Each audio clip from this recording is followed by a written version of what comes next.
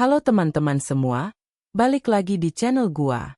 Di video kali ini gua bakal ngebahas tips dan trik khusus buat player pemula di Free Fire biar kalian makin jago main di tahun 2025 ini. Jadi buat yang baru banget main Free Fire, atau mungkin udah lama main tapi masih sering mati konyol, video ini cocok banget buat kalian. Tapi sebelum masuk ke tipsnya, jangan lupa subscribe dulu ya. Terus aktifin lonceng notifikasinya biar kalian nggak ketinggalan video menarik lainnya dari gua. Oke, kita langsung masuk ke pembahasan. Jadi banyak banget pemula yang main Free Fire itu asal jalan, asal tembak, nggak mikirin strategi.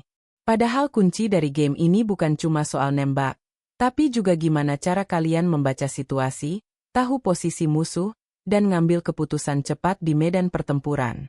Tips pertama yang harus kalian kuasai adalah analisis posisi musuh.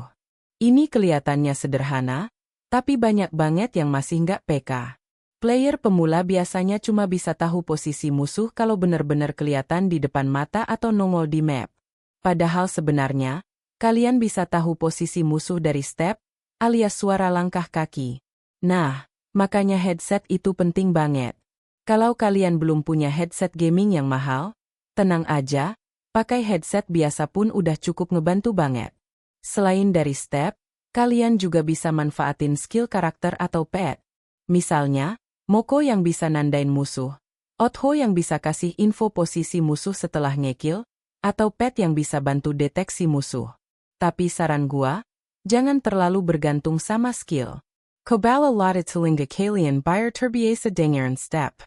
Karena ketika kalian udah terbiasa, kalian bisa tahu arah musuh bahkan sebelum mereka nongol di depan kalian. Itu bakal bikin gameplay kalian jauh lebih rapi. Tips berikutnya adalah boosting energizer dan armor. Nah, ini sering disepelein sama player pemula. Banyak yang langsung maju war tanpa mikirin kondisi energi dan armor. Padahal energi itu penting banget, karena bisa bikin darah kalian L. Lalu soal armor, minimal banget kalian harus pakai vest level 3 kalau mau tahan lama di war. Kalau cuma pakai vest level 1 atau 2, itu gampang banget pecah. Selain itu, pilih skill karakter yang bisa ningkatin durability, misalnya Andrew yang bikin vest lebih tahan lama, Nairi yang bisa ngeri per glow wall sekaligus bikin tembakan lebih sakit. Atau kalau kalian suka main agresif bisa juga pakai Chrono atau Tatsuya.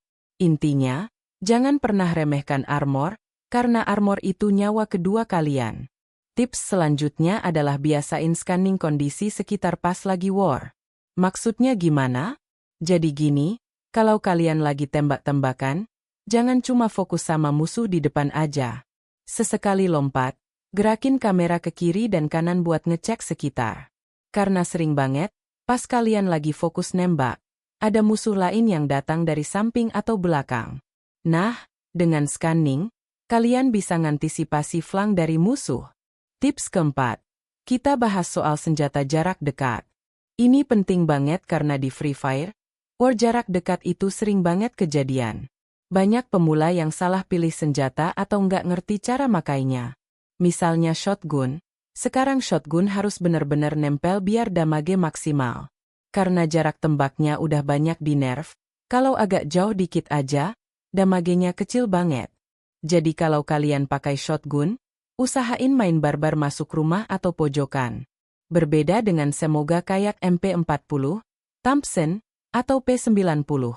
Senjata ini lebih fleksibel karena bisa dipakai di jarak dekat tapi agak renggang. Dan kalau kalian terbiasa tarik aim ke kepala, semoga ini lebih gampang dipakai buat headshot dibanding shotgun. Jadi saran gua, kalau kalian masih pemula, mendingan belajar dulu pakai semoga sebelum pindah ke shotgun. Karena shotgun butuh timing dan positioning yang lebih presisi.